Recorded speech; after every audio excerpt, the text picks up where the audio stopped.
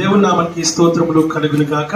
ఈ ఉదయకాల సమయంలో మరొకసారి దేవుని వాక్యాన్ని మనం జాగ్రత్తగా విందాం. మనం ఆ రీతిగా దేవుని సన్నిధిలో మనం ముందుకు సాగుదాం.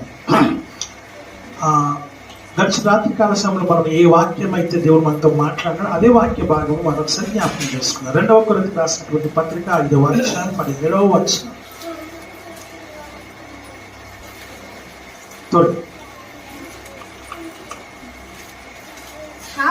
కాగా ఎవడైనను క్రీస్తునందు ఉన్న ఎడల వాడు నూతన సృష్టి, పాతవి గతించెను, ఇదిగో క్రొత్తవాయి. ప్రార్థన చేసుకుందాం. మౌలికగా ప్రేమించి మా ప్రభుత్వ తండ్రి, వినామానికి వందనాలు, స్తోత్రాలు, స్తుతులు, కృతజ్ఞతాస్తుతులు చెల్లిస్తున్నాము. మరొకసారి ఈ వాక్యం ద్వారా మాతో సూటిగా స్పష్టంగా నాతో మీరు మీ అధికారం కలిగిన స్వరము చేత మాట్లాడమని వేడుకుంటున్నాం. వినగలిగే చెవులు, గ్రహించగలిగే హృదయముల మనస్సును మాకు అనుగ్రహించమని వేడుకుంటున్నాం. నిర్లక్ష్యం అనక్షం అనేది మాలో ఉండకుండా లేకుండా సహాయం చేసి మహిమ పొందమని యేసు క్రీస్తు నామములో అడిగి వేడుకొని చుంటున్నాము తండ్రి, ఆమేన్. హల్లెలూయా. గమనించండి ప్రియమైన దేవుని బిడ్డలారా, ఇక్కడ అంటాడైనా 2వ కొరింథీయులకు రాసిన పత్రిక 5వ అధ్యాయం 17వ వచనంలో పాతవి గతించెను, సమస్తము ఇదిగో క్రొత్తవాయెను, ఇదిగో క్రొత్తవాయెను. ఒకరు మొక్కలు చూసుకొని చెప్పుకుందాము. దయచేసి నా పక్కనైతే ఎవరు ఆమేన్. హల్లెలూయా. నేను దేవుడితో చూసి చెప్తాను. ఓకే, చెప్పండి. ఒకరినొకరు చూసుకొని చెప్పచ్చు. నన్ను చూడద్దు, మీరు చూసుకోండి. ఒకరినొకరు చూసుకొని చెప్పండి, మీరు చూసుకొని చెప్పండి. అటు కూడా చెప్పండి. ఇదిగో క్రొత్తవాయెను, ఇదిగో సమస్తమును క్రొత్తవాయెను. ఒకరినొకరు చూసుకోకుండా చెప్పుకోవద్దు దయచేసి. హల్లెలూయా. ఇదిగో ఇదిగో సమస్తమును క్రొత్త. మీరు మధ్యలో ఒకటి సెంటర్లో ఉంటారు. ఇటు చూడండి, ఇటు చూడండి, రెండు దిక్కులు చూడాలి, తప్పదు. ఎవరైనా చూడకపోతే చెప్పకపోతే దెబ్బ కొట్టారు అయితే కొట్టకండి, చూస్తలేదని చెప్పి కొట్టొద్దు దయచేసి. ఆమేన్. హల్లెలూయా. మనం క్రొత్తగా అయిపోయినాం కాబట్టి క్రొత్తగా ఉందాం. హల్లెలూయా. మళ్ళీ ఒకసారి ఇదిగో సమస్తమును చూసుకొని చెప్పుకోవాలి. ఇదిగో సమస్తమును క్రొత్తవాయెను, ఇదిగో క్రొత్తవాయెను. నేను క్రొత్తగా అయ్యాను, నీవు క్రొత్తగా అయ్యావు. హల్లెలూయా. హ్యాపీ. హల్లెలూయా. ఇదిగో క్రొత్తవాయెను. బట్టలు క్రొత్తవి. ఎస్, కొత్తయేనా? బట్టలు కొత్తవి, కానీ హృదయం కూడా క్రొత్తది కావాలి. మనసు క్రొత్తదవ్వాలి, ఆలోచన క్రొత్తదవ్వాలి, తలపు క్రొత్తదవ్వాలి, మాట క్రొత్తదవ్వాలి. ఇందాకేంటో సంభాషణ అక్కడ జరిగిపోతా ఉంది, ఏంటో తెలియదు కానీ ఆమె కొత్త సంవత్సరంలోనే. ఆమేన్. హల్లెలూయా. హల్లెలూయా. నాకు తెలిసి ఊళ్ళలో ఇట్లా మాట్లాడుకుంటూ ఉంటారు. మన కొత్తగా వస్తుంది, అక్క వచ్చినావా, చెల్లి వచ్చినావా, రాదా, నా పక్కన కోసం, ఇల్లు కోసం, ఆడకోసం, ఏలాగా ఇలా మాట్లాడుతూ ఉంటారు. మనం సిటీలో ఉన్నాం. ఆమేన్. హల్లెలూయా. అది కూడా నడిబొడ్డున సెంటర్ ఆఫ్ ద సిటీలో ఉన్నాం, హైదరాబాద్లో ఉన్నాం. ఆమేన్. హల్లెలూయా. హల్లెలూయా. ఇదిగో క్రొత్తవాయెను. క్రొత్తవాయెను అంటే లోకం క్రొత్త కాదు, నువ్వు క్రొత్తగా అయినావు. నీ జీవితం క్రొత్తదయింది, నీ మనసు క్రొత్తదయింది, నీ ఆలోచన క్రొత్తదయింది, నీ హృదయం క్రొత్తదయింది, నీ తలంపు క్రొత్తదయింది, నీ చూపు క్రొత్తదయింది, నీ మాట క్రొత్తదయింది. క్రొత్తదిగా ఉండాలని వాక్యం ద్వారా మనం చూస్తూ ఉంటున్నాం. యెషయా గ్రంథం 43వ అధ్యాయం 19వ వచనం. ఫస్ట్ Isaiah chapter 43 19 చదువు. ఇదిగో ఆమేన్. హల్లెలూయా. ఏం చేస్తున్నానంటే ఇదిగో నేను ఒక నూతన క్రియ చేయుచున్నాను. హల్లెలూయా. హల్లెలూయా. వాక్యం సెలవిస్తున్న మాట మనం చూస్తూ ఉన్నాం. ఒకటే మాట మనకి కావాల్సింది ఏంటి? ఇక్కడ ఏమంటున్నాడు? మొదటిగా మనం చూస్తాము ఇదిగో క్రొత్తవాయెను. ఇవి రెండో మాట ఏంటిదంట? నూతన క్రియ చేయుచున్నాను. ఇదిగో నేనొక నూతన క్రియ చేయుచున్నాను. ఇదిగో నేనొక నూతన క్రియ. In the it means a new thing, ఏంటి? ఒక క్రొత్త కార్యము, ఒక క్రొత్త క్రియను నేను చేయుచున్నాను. నీ జీవితంలో, నీ కుటుంబంలో, నీ గృహములో, నీ ఇంటిలో, నీ ఉద్యోగములో, నీ యొక్క పని దగ్గర, నీ రాబడి అంతటిలో, నువ్వు సంపాదించే సంపాదన అంతటిలో, నీ సమస్తములో నేను ఒక నూతన క్రియ చేయుచున్నాను. హల్లెలూయా, హల్లెలూయా. నేను ఒక నూతన క్రియ చేయుచున్నాను. సంతోషంగా ఉన్నప్పుడు ఏం చేయాలంటే, అలా ఒక్కరు మొదలు పెట్టినప్పుడు అందరూ కలిసి దేవుని నామాన్ని స్తుతించే వారంగా ఉండాలి. హల్లెలూయా. ఎప్పుడైతే మనము కలిసికట్టుగా దేవుని నామాన్ని మహిమపరుస్తామో, కలిసికట్టుగా దేవుని ఆరాధన చేస్తామో, కలిసికట్టుగా దేవుని నామాన్ని మహిమపరుస్తామో, దేవుడు ఆ స్తుతులను సింహాసనం మీద ఆసీనుడు అవుతాడన్న సంగతిని నీవు జ్ఞాపకం చేసుకోవాలని దేవుని వాక్యము ద్వారా మనం ఇక్కడ గమనిస్తూ ఉంటూ ఉన్నాము. నా ప్రియమైనటువంటి సంగమా, ఇదిగో నేను ఒక నూతన క్రియ చేయించున్నాను అంటే దాని అర్థం ఏంటిదనంటే, నేను కార్యము చేయడానికి, క్రియ చేయడానికి నేను సిద్ధముగా ఉన్నాను. నాకేం కావాలి? నువ్వు అవకాశం ఇవ్వాలి. ఎవరు ఇవ్వాలి అవకాశము? నీవు, నేను, మనము దేవునికి అవకాశం ఇవ్వాలి. అంటే దాని అర్థం ఏంటిదనంటే, మనము అవకాశము ఇవ్వట్లేదు. ఏం చేయట్లేదు? మనము అవకాశము ఇవ్వట్లేదు. ఈ అవకాశమును మనము ఇవ్వాలి దేవునికి. దేవుడు వాక్యం సర్వీస్ దేవుడు చేయొచ్చు కదా నువ్వు అడగొచ్చు. దేవుడు చేయటానికి నువ్వు అవకాశం ఇస్తే కదా దేవుడు చేయటానికి. వాక్యం సర్వీస్తున్న మాట ఏంటంటే, దేవుడు చెయ్యాలి అని అంటే మొదటగా నీవు అవకాశము, మొదటగా నీవు దేవునికి సమయము ఇవ్వాలని వాక్యము ద్వారా మనం చూస్తూ ఉంటూ ఉన్నాము. హల్లెలూయా. ఒక ఇంటిలో ఒక కిరాయి వాళ్ళు ఉన్నారు. అయితే టూలెట్ బోర్డు పెట్టినారు. బయట ఇంకో టూలెట్ బోర్డు చూసి వచ్చాడు. వచ్చిన తర్వాత, అమ్మ ఇల్లు చూడొచ్చా అంటే, మేము ఉన్నాం కదా, ఎట్లా చూస్తారు మీరు అన్నారు అనుకోండి.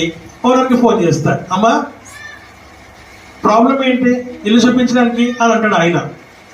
మనం అంటాము, మేము అందరం అట్లాగే అంటే, సరే సర్దుకోండి అమ్మా, 10 నిమిషాలు పడతారు వాళ్ళు, సర్దుకోండి అని అంటారు. అలా ఇల్లు చూసుకుంటారు, కానీ వెంటనే వచ్చేస్తారు, లోపలికి రారు.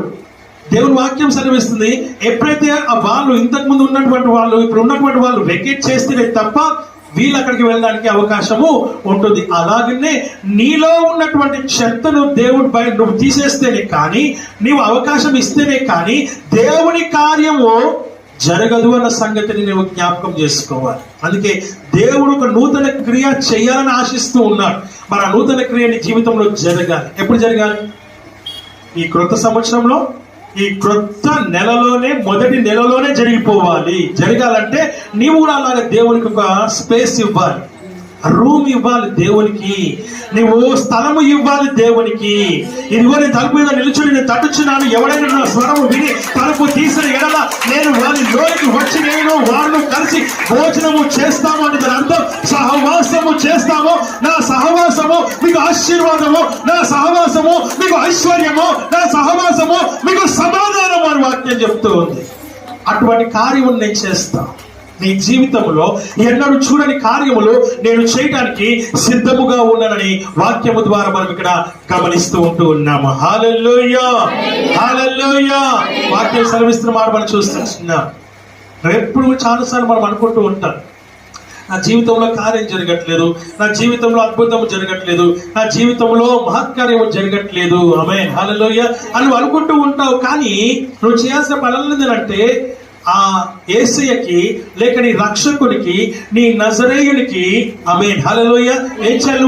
అవకాశం ఇవ్వాలి, స్థలము ఇవ్వాలి, స్పేస్ ఇవ్వాలి, రూమ్ ఇవ్వాలి, టైం ఇవ్వాలి. దేవునికి నువ్వు ఇచ్చినప్పుడు ఆయన నీలోనికి వస్తాడు. He is knocking the door, standing before your door. ఆమేన్, హల్లెలూయా. దేవుని వాక్యం సెలవిస్తున్న మాట మనం చూస్తున్నాం. ఆయన తలుపు యొద్ద నిలుచుండి ఏం చేస్తున్నాడు? తడుతూ ఉన్నాడు. హల్లెలూయా.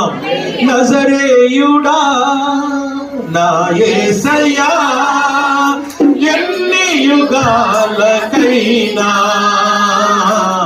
ఆరాధ్య దైవము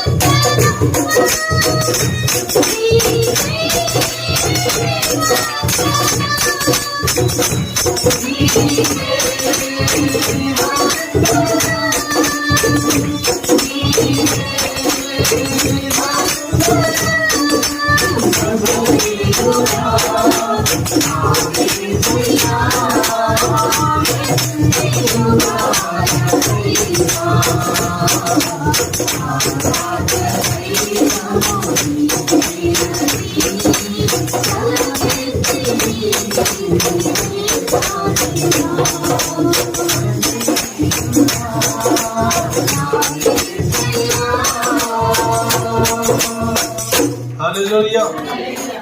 ఆ నజరేయునికి నువ్వు అవకాశం ఇచ్చినట్లయితే, నీ రక్షకునికి నువ్వు అవకాశం ఇచ్చినట్లయితే, ప్రేమ దేవుని బిడ్డ నీ జీవితంలోనూ నూతన క్రియ చేయడానికి ఆయన కార్యసిద్ధముగా ఉన్నాడు. కార్యసిద్ధి అయి ఆయన రెడీగా ఉన్నాడు, సిద్ధము కలిగి ఉన్నాడు. ఆయన నువ్వు అవకాశం ఇవ్వాలని వాక్యం ద్వారా మనం ఇక్కడ గమనిస్తూ ఉంటున్నాం. ఎజికేల్ రాసిన గ్రంథం 36వ అధ్యాయం 26వ వచనం. Ezekiel chapter 36 verse 26.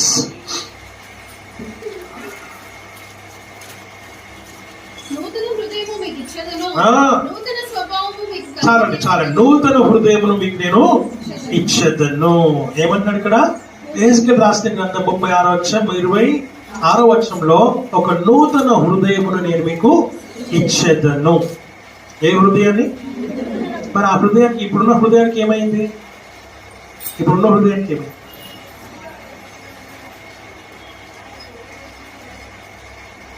Heart transplantation కూడా చేస్తున్నారు కదా. అంటే ఆ గుండె తీసేసి ఇంకో గుండెని పెడుతున్నారు. ఆ గుండెని పెట్టాలంటే ఈయనకున్నటువంటి రక్తపు బ్లడ్ గ్రూప్ ఏదైతే ఉందో అదే బ్లడ్ గ్రూప్ అయి ఉండాలి. ఇంకోటి కూడా ఏదో మ్యాచింగ్ కావాలి. మొత్తం 3 విషయాలు మ్యాచింగ్ కావాలి. మ్యాచింగ్ అయితేనే తప్ప ఆ గుండెను ఈ గుండెను తీసేసి ఆ గుండెను పెడతారు. అంటే టెక్నాలజీ అంతగా పెరిగిపోయింది. దేవుని వాక్యం సెలవిస్తున్న మాట ఏంటంటే, ఇక్కడ హృదయం అదే, ఇక్కడ ఏంటిది? హృదయం అదే. కానీ హృదయంను ఏం చేయాలంట? యూ హ్యావ్ టు రెన్యూ, అనగా నూతన పరచుకోవాలి. దేవుడు ఏం చేస్తున్నాడు? నూతన పరచుకోవాలి. నీ హృదయాన్ని నూతన పరచాలి, నూతనంగా చేసుకోవాలి. ఆమేన్. హల్లెలూయా. మనము వస్త్రాలు వేసుకుంటాం కదా, 1-2 సార్లు వేసుకున్నాక అది మురికైనాక కొంతమంది ఒకసారికి ఏం చేస్తారు? సూట్లు అయితే, పట్టు చీరలు అయితే డ్రై క్లీనింగ్ ఇవ్వాల్సిందే, తప్పదు. మామూలు డ్రెస్సెస్ అయితేనేమో వాషింగ్ మిషన్లో వేసుకుంటారు. ఇంకొంతమంది వాషింగ్ మిషన్ వేస్తే ఖరాబ్ అవుతుందని చెప్పి సొంతగా ఉతుక్కుంటారు. సరే, ఏదైనప్పటికీ మనం ఏం చేస్తున్నాం? వాష్ చేస్తున్నాం. బట్టలు పాతవే, కానీ ఉతకాల్సినటువంటి అవసరము ఉంది, ఇస్త్రీ చేయాల్సిన అవసరము ఉంది. క్రొత్తగా, చక్కగా, నీట్గా, క్లీన్గా కనబడడానికి. అందుకే అన్నైనా నూతన హృదయం నేను మీకు ఇస్తున్నాను. ఆమేన్. హల్లెలూయా. నువ్వు ఆ విషయాన్ని జ్ఞాపకం చేసుకోవాలని వాక్యం ద్వారా మనం చూస్తున్నాం. You have to renew your heart. నీ హృదయాన్ని నూతన పరచుకోవడానికి దేవుడు దాన్ని రీప్లేస్. ఆమేన్. అలా నూతన హృదయాన్ని రీప్లేస్ కాకుండా ఏం చేయమంటాడు? దాన్ని క్రొత్త హృదయాన్ని నేను ఇచ్చేస్తున్నా, తీసుకోమంటున్నాను. అంటే దాని అర్థం ఏంటంటే ఆయన హృదయాన్ని నీకు ఇస్తూ ఉన్నాను. ఆయన హృదయం ఎలాంటిది? ఆయన హృదయం ఎలాంటిది మనకందరూ తెలిసిన వాక్య భాగం. క్రీస్తు యేసు మనస్సు నీకు కలిగిన ఎడల, ఆమేన్, హల్లెలూయా. క్రీస్తు యేసులో కలిగిన మనస్సును మీరు కలిగి ఉన్న ఎడల, మీరు కలిగి ఉన్నారు. దేవుని వాక్యం చెప్తుందంటే ఆయన హృదయాన్ని, ఆయన మనస్సును మనం కలిగి ఉండాలి. అప్పుడేమంటాం మనము? తండ్రి వీరేమి చేయించున్నారో వీరి దగ్గర కనుక వీరిని క్షమించుము అంటాము. లేకపోతే అంటామా? అప్పుడేమంటాం? ఇంకా నేడే నువ్వు నాతో కూడా పరదేశంలో ఉండు అంటాం. అప్పుడేమంటాము? కృతజ్ఞతాసలు చెల్లించి ఆయన రొట్టెను విరిచి ఆయన రక్తమును ద్రాక్షరసముగా మలిచి ఇస్తూ ఉన్నాడు. ఆయన వారి మీద కనికరపడి వారిని ముట్టి అనేకులను స్వస్థపరిచారు. ఆయన వారి మీద కనికరపడి అనేకులకు భోజనమును ఇచ్చినాడు. ఇది ఆయన మనస్సు. సో ఆ మనస్సు నీకు, ఆ హృదయం దేవునికి ఇస్తూ ఉన్నాడు. వాక్యం చెప్తుంది నా మాట. ఆ విషయాన్ని గమనించాలని వాక్య దూరం చూస్తున్నాం. అదే ఇస్రాయేలు రాసిన గ్రంథం 11వ అధ్యాయం 19వ వచనం. 11-19. వారు నా కట్టడలను నా విధులను అనుసరించి కైకొనున్నట్లు నేను వారి శరీరంలో నుండి రాతి గుండెను తీసివేసి వారికి మాంసపు గుండెను ఇచ్చి వారికి ఏక మనస్సును కలగజేసి వారి యందు నూతన ఆత్మను పుట్టించును. ఆమేన్, హల్లెలూయా. వారి యందు నేను ఏం పుట్టిస్తాను? నూతన ఆత్మను పుట్టిస్తాను. దానికి ముందేమన్నాడు? వారి శరీరంలో నుండి రాతి గుండెను తీసివేసి వారికి మాంసపు గుండెను ఇచ్చి వారికి ఏక మనస్సు కూడా కలగజేస్తాం. ఏక మనస్సు లేకుండా ఉన్నారు కనుక ఏక మనస్సును వారికి కలగజేస్తారు. ఏక మనస్సును కలగజేసి ఆ తర్వాత ఏమంటున్నాడు? నూతన ఆత్మను పుట్టించు. అంటే దాని అర్థం, నువ్వు పొందుకున్న ఆత్మను మరలా దేవుడు ఏం చేస్తున్నాడు? పరిశుద్ధపరుస్తూ ఉన్నాడు, పవిత్రపరుస్తూ ఉన్నాడు. పొందుకున్నది నీవు 25% అయితే దేవుడు 50-75% మరలా దేవుడు నీకు పరిశుద్ధాత్మను ఎక్కువగా ఇస్తూ ఉన్నాడని వాక్యం ద్వారా మనం చూస్తున్నాం. అలా చేయడానికి ఆయన సిద్ధముగా ఉన్నాడు. నా ఎదుట నీవు తెరచిన తలుపులు వేయలేరుగా, ఎవరు వేయలేరుగా, నీవు తెరచిన నా ఎదుట నీవు తెరచిన తలుపులు వేయలేరుగా, ఎవరు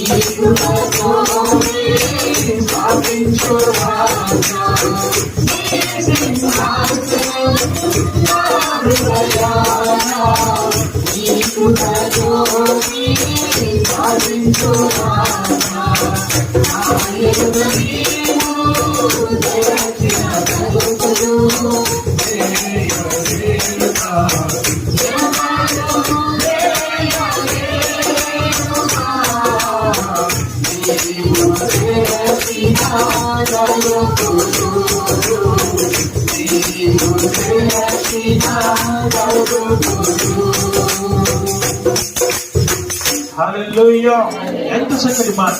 ఆయన మన ఎదుట తెరిచి ఉంచిన తలుపులు ఎవరు కూడా వేయలేరు. నీ హృదయాల సింహాసనం, ఆయన సింహాసనాసుడిగా ఉండాలని వాక్యం ద్వారా మనం ఇక్కడ చూస్తూ ఉంటూ ఉన్నాం. ఆయన నూతన హృదయం నీకు అనుగ్రహించబోతూ ఉన్నాడు. ఆమేన్, హల్లెలూయా. నీవు సమయం ఇస్తే, నువ్వు స్థలం ఇస్తే ఆయన నిన్ను నూతన హృదయం నీకు కలగజేస్తానంటున్నాడు. ఆయన ఏక మనస్సును కూడా కలగజేస్తానంటున్నాడు. ఆయన నీలో ఉన్నటువంటి ఏకత్వాన్ని ఆయన కలగజేస్తానంటున్నాడు. ఆయన ఆమేన్, హల్లెలూయా. వాక్యం సెలవిస్తున్న మాటలు మనం ఇక్కడ జ్ఞాపకం చేసుకుంటూ ఉన్నాం. ప్రేమ దేవుని బిడ్డలారా, మొదటిగా ఇదిగో సమస్తము క్రొత్తమైపోయినాయి. రెండవది నూతన క్రియ. మూడవది నూతన హృదయం. ఆమేన్, హల్లెలూయా. నాలుగవదిగా నూతనమైన ఆత్మను, ఏక మనస్సును మనకు ఆయన కలుగజేస్తూ ఉంటాడు. రోమిలకు రాసిన పత్రిక 12వ అధ్యాయం 2వ వచనం. Romans chapter 12 verse 2. మీరు ఈ లోక మర్యాదను అనుసరింపక ఏంటంట? మీరు ఈ లోక మర్యాదను అనుసరింపక ఉత్తమమును అనుకూలమును సంపూర్ణమునై ఉన్న దేవుని చిత్తమేదో పరీక్షించి తెలుసుకున్నట్లు మీ మనసును మారి నూతన మగుట వలన రూపాంతరము పొందుడి. ఆమేన్. హల్లెలూయా.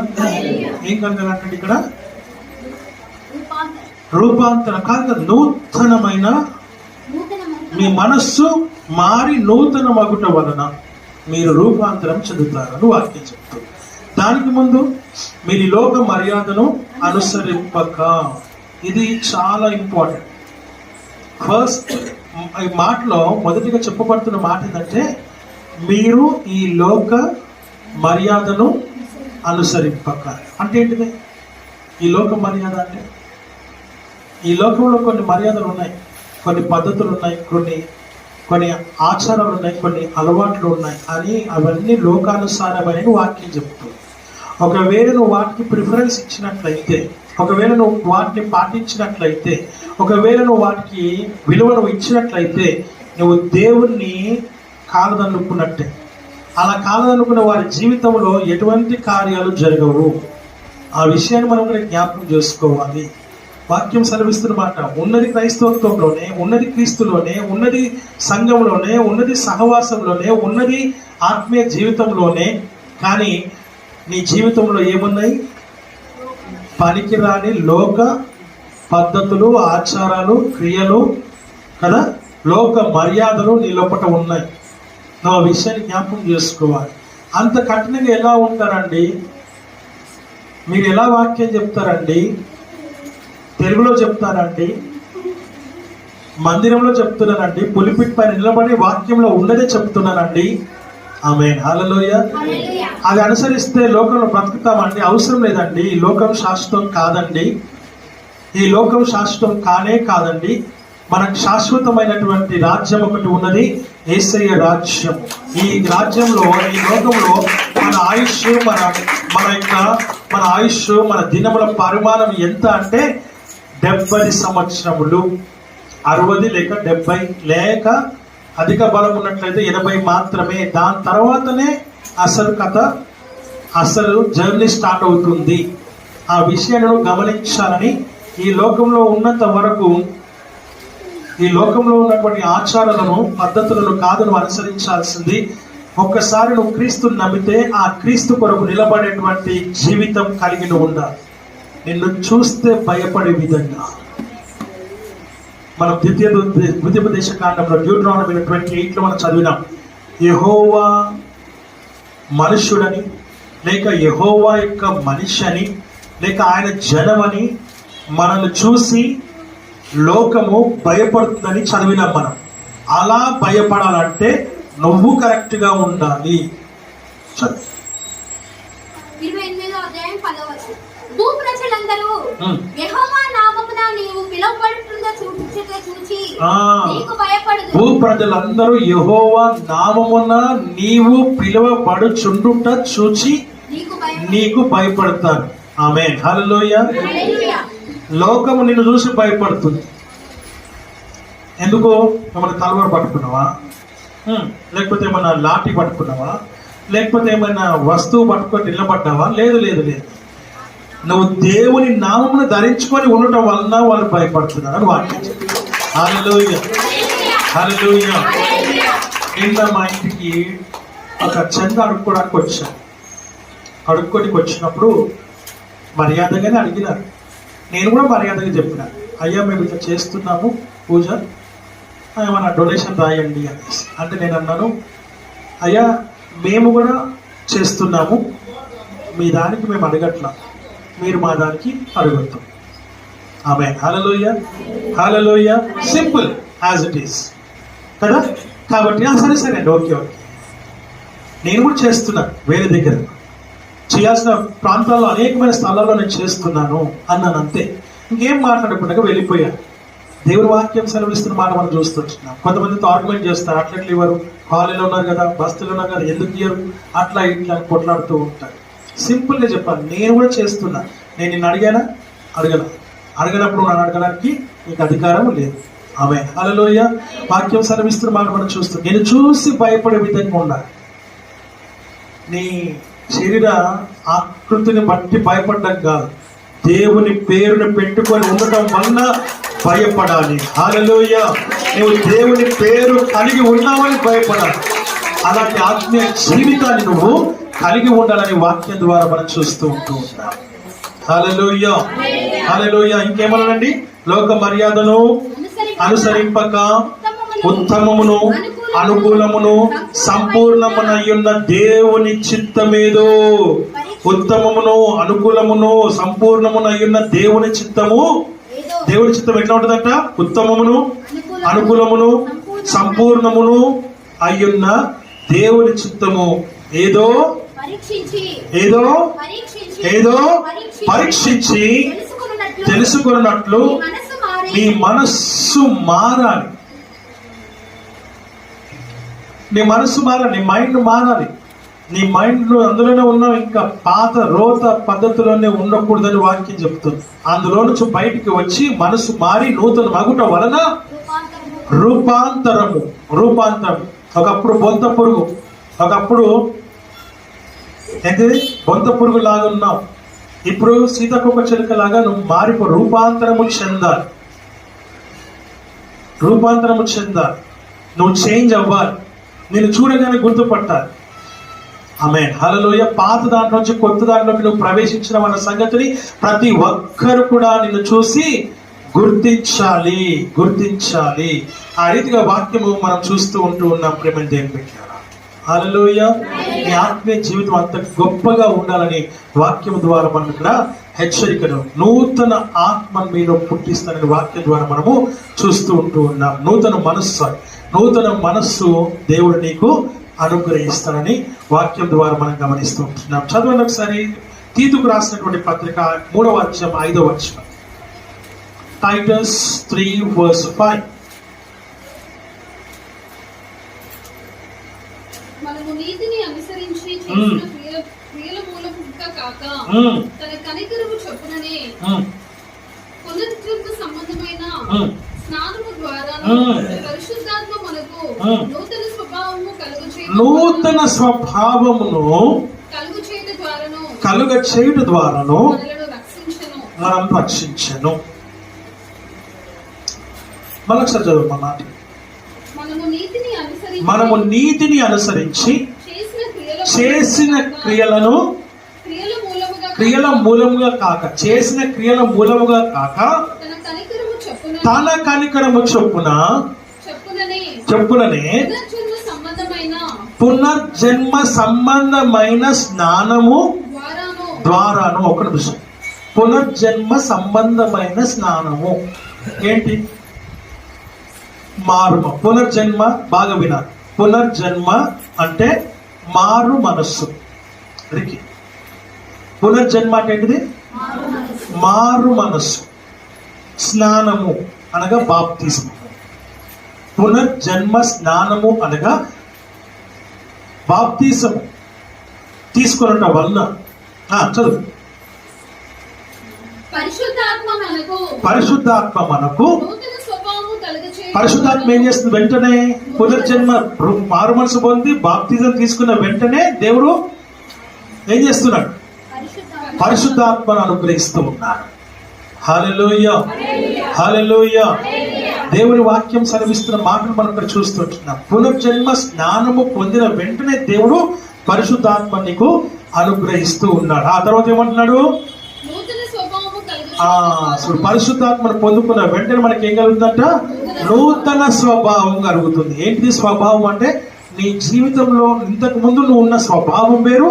దాని తర్వాత మారు మనసు పొంది బాప్తిజం తీసుకొని పరిశుద్ధాత్మను పొందుకున్న వెంటనే మన లోపల ప్రేమ, ఆప్యాయత, కనికరము, దయ, మనలో ఎవరైనా తిట్టినా, మనలో ఎవరైనా కొట్టినా, మనలో ఎవరైనా అవమానించినా, మనలో ఎవరైనా నిందించినా, మనలో ఎవరైనా త్రోసేసినా, మనల్ని వెనకాల ఎన్నో రకాలుగా మనతో మన గురించి మాట్లాడినా వేటిని పట్టించుకోక మనం ఒకవేళ చెప్పినా పోనీయండి, దేవుడు చూసుకుంటాడు, పోనీయండి, దేవుని పైన భారం వేద్దాం, పోనీయండి, వాళ్ళకి ఏదో తెలియక మాట్లాడుతున్నారు, తెలియకనంట. వాళ్ళు తెలిసే మాట్లాడుతున్నారు, కానీ ఇక్కడ మాట ఏమొస్తుంది, తెలియక మాట్లాడుతున్నారండి వాళ్ళు. తెలియక కనీసం సాతాను అనే పేరు కూడా యూజ్ చేయట్లే వాళ్ళు. ఎందుకనంటే వాళ్ళ మనసు అంత వెన్నగా మారిపోయింది, అంత మెత్తగా మారిపోయింది, మాంసపు హృదయంగా మారిపోయింది. అంత మెత్తగా, అంత మృదువైన స్వభావాన్ని వారు పొందుకున్నట్టుగా దేవుని వాక్యం ద్వారా మనం చూస్తున్నాం. నేను అయితే చెప్పబోతున్నట్టున్నా, మన మార్గంలో మనం వెళ్తూ ఉండాలి. మనము పడిపోయినంత వరకు ఓకే అనేటువంటి ధోరణిలోనికి వాళ్ళు వెళ్ళిపోతారు. అంత చక్కటి స్వభావాన్ని వాళ్ళు కలిగి ఉంటారు. ఆమేన్, హల్లెలూయా. ఏ స్నానం అంట? పునర్జన్మ స్నానము అనగా మారు మనస్సు, బాప్తిస్మము, పరిశుద్ధాత్మ, వారి జీవితమే మారిపోతుంది, స్వభావమే మారిపోతుందని దేవుని వాక్యం ద్వారా మనం ఇక్కడ గమనిస్తుంటున్నాం. 2 కొరింథీ 4:16. 2 కొరింథీ 4:16. కావున మేము అధైర్యపడము, మేము అధైర్యపడం. మా బాహ్య పురుషుడు కృషించుచున్నను, మా బాహ్య పురుషుడు కృషించుచున్నను, ఆంతర్య పురుషుడు దినదినము నూతన పరచబడుచున్నాడు. ఆమేన్, హల్లెలూయా. హల్లెలూయా. మా బాహ్య పురుషుడు కృషించుచు ఉన్నప్పటికీ మా ఆంతర్య పురుషుడు, దినదినము, బాహ్యమైన పురుషుడు అంటే ఏంటిది? శరీరం. అంతరంగ పురుషుడు అంటే ఏంటిది? అంతరంగ స్వభావం అనగా ఆత్మీయ జీవితం. ఆత్మీయ జీవితం.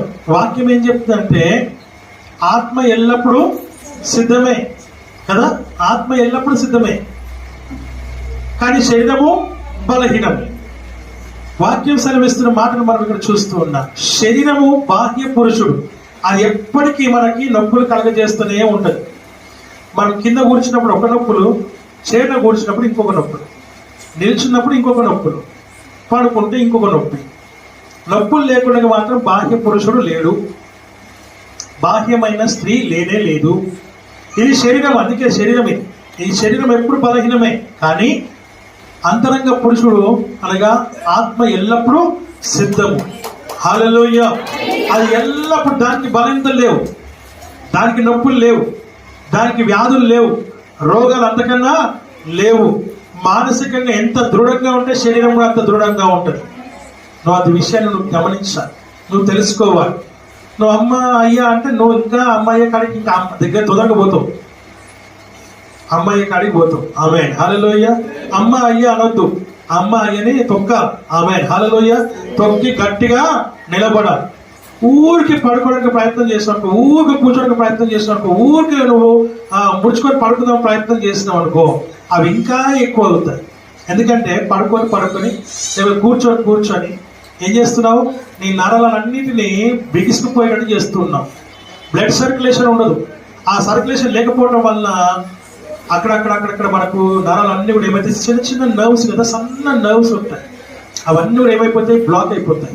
బ్లాక్ అయిపోయినప్పుడు ఏమైతే తిమ్మిర్లు వస్తాయి. తిమ్మిర్లు వచ్చినప్పుడు ఒక్కొక్క ప్రాంతంలో అవి ఏమైపోతాయి? స్టక్ అయిపోయినప్పుడు పెయిన్ ఇస్తూ ఉంటాయి. ఇదే పెద్ద విశేషంగా తెలుసుకోవడం, ఇదేం డాక్టర్ తెలుసుకోవాల్సిన అవసరం ఏం లేదు, మనం కూడా తెలుసుకోవచ్చు ఈజీగా, చాలా ఈజీగా. ఆమేన్, హల్లెలూయా. ఆ విషయాన్ని గమనించాలని వాక్యం ద్వారా మనం చూస్తున్నాం. ఎప్పుడు పని చేస్తూ ఉండాలి, ఎప్పుడు ఏదో ఒక పని పెట్టుకోవాలి ఖచ్చితంగా. ఏ పని లేకపోతే ఎగరండి, దూకండి. ఇంట్లో డప్పుల మధ్యలో కాదు దూకాల్సింది, డాన్స్ చేయాల్సి. ఆమేన్, హల్లెలూయా. ఇంట్లో కూడా దూకండి, ప్రాబ్లం లేదు. అప్పుడప్పుడు మంచి కాలు ఇట్లా చేయండి, ఎక్సర్సైజ్ చేయండి, నవ్వు వస్తుంది కదా. ఆమేన్, హల్లెలూయా. నిజం చేసి చూడండి, అంత క్లియర్. ఆయన బాగా నవ్వుతున్నారు. హల్లెలూయా, హల్లెలూయా. ఆ ఇంటికి ఎప్పుడు పోయినా ధోతి కట్టుకొని చక్కగా బండ కడనన్న కూర్చుంటాం, లేకపోతే అడనన్న కూర్చుంటాం, ఇంకో దగ్గర పోయి మాట్లాడుతున్నాం, ఏదో ఒక పని చేస్తున్నాం. ఆమేన్, హల్లెలూయా. కనుక ప్రేమ దేవుని వాక్యం సర్విస్తున్న మాట మనం చూస్తున్నాం.